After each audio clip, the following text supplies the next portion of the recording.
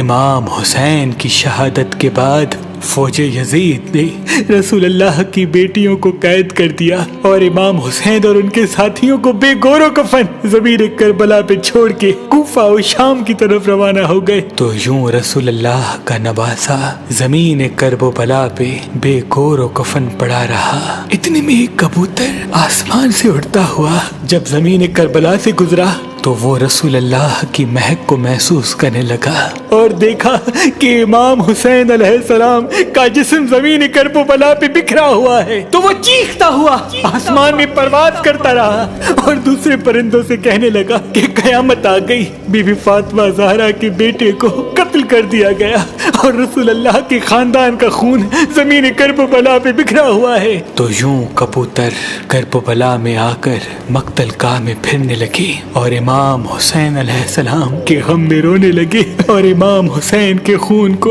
اپنے پروں پہ لگانے لگے۔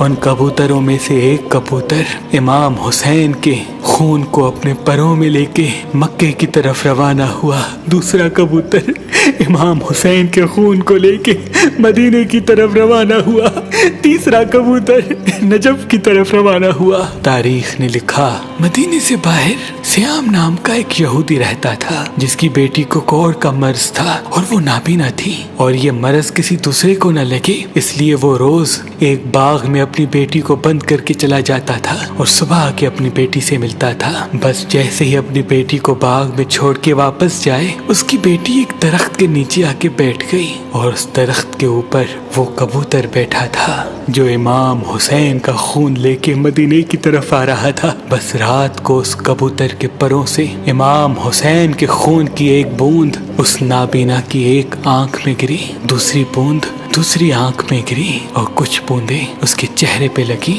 اللہ پاک کے فضل و کرم سے وہ نابینا دیکھنے لگی اور اس کا مرض اللہ نے امام حسین کے صدقے ختم کر دیا۔